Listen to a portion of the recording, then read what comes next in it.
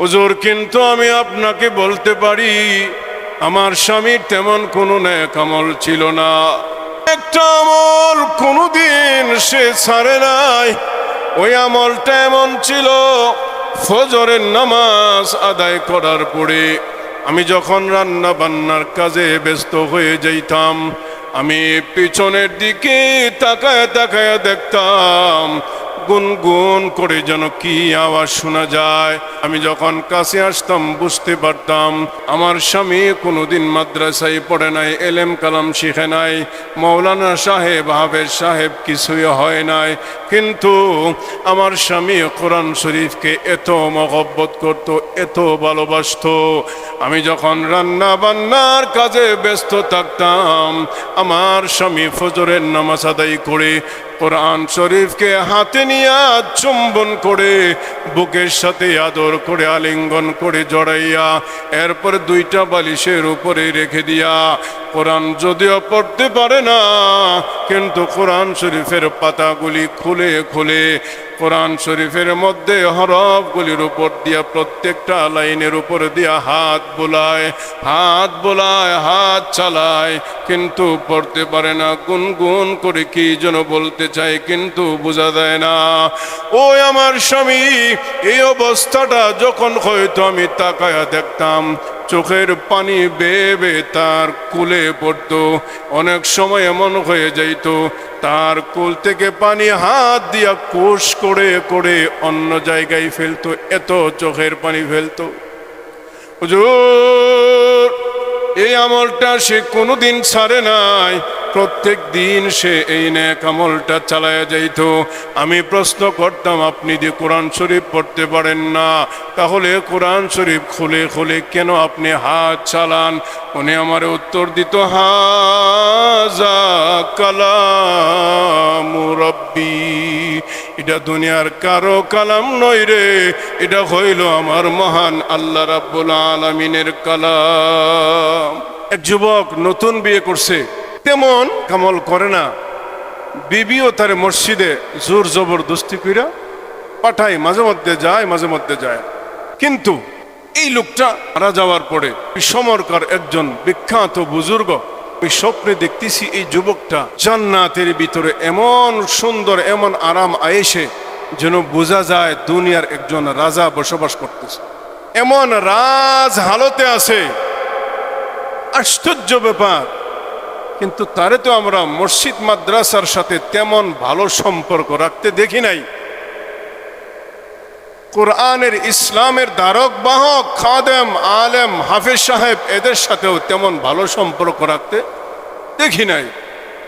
ওই আল্লাহর ওলি দৌড়াইয়া গেল মহিলার ঘরের দরজায় দাঁড়াইয়া ডেকে ডেকে বলেন, মাগো, কিছুদিন গত হইছে মাত্র তোমাদের বিয়ে শাদী হইছে, আর তোমার স্বামী মারা গেছে অল্প কয়েকদিন হইল, কিন্তু আমি জানতে এসেছি তোমার স্বামী এমন কি নেক আমল ছিল, যে নেক আমলের কারণে আমি দেখলাম স্বপ্নের মাধ্যমে এত আরাম আয়েশে আছে, এত আনন্দে আছে।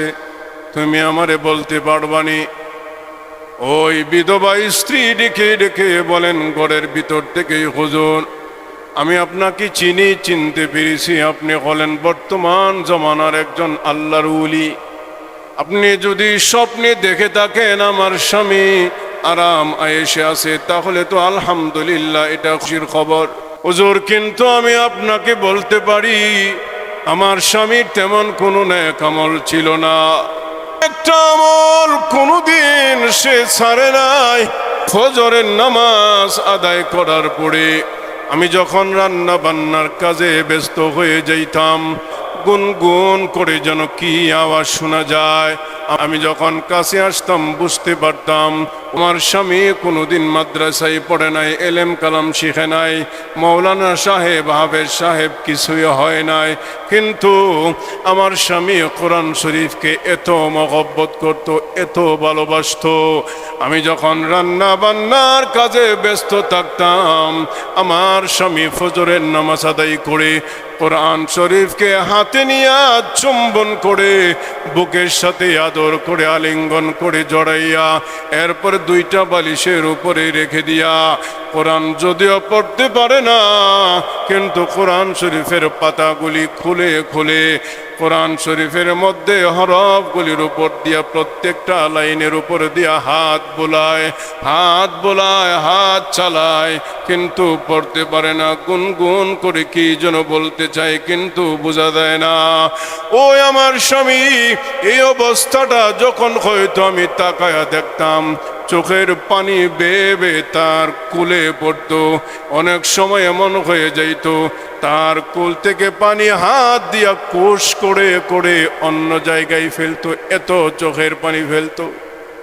হুজুর এই আমলটা সে কোনোদিন ছাড়ে নাই, প্রত্যেক দিন সে এই নেক আমলটা চালায়া যাইত। আমি প্রশ্ন করতাম, আপনি যে কোরআন শরীফ পড়তে পারেন না, তাহলে কোরআন শরীফ খুলে খুলে কেন আপনি হাত চালান?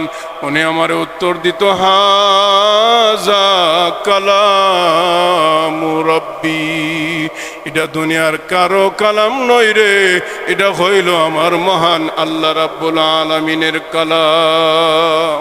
রে বিবি আমি পড়তে পারি না, এজন্য কি হয়েছে, আমি কোরআন শরীফে চুম্বন করব, আমি কোরআন শরীফে বুকের সাথে আলিঙ্গন করব, আদর করব, আমি কোরআন শরীফ মেইলা মেইলা আমার আল্লাহর কুদরতি জবান থেকে উচ্চারিত হরফগুলির উপর দিয়া আমি হাত দিয়া আদর করব, ভালোবাসবো।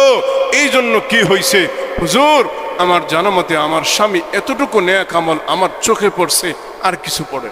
আল্লাহর ওলি উত্তর দিলেন, মাগো বুঝতে পেরেছি, এজন্যই এই সাধারণ একটা নেক আমল ওই তোমার স্বামীর আল্লাহ কবুল করে নিছে, এজন্যই তোমার স্বামীকে আল্লাহ তাআলা রাজার হালতে ওই পারে এত সুন্দর জায়গায় মেহমান বানায় দিছেন। সুবহানাল্লাহ।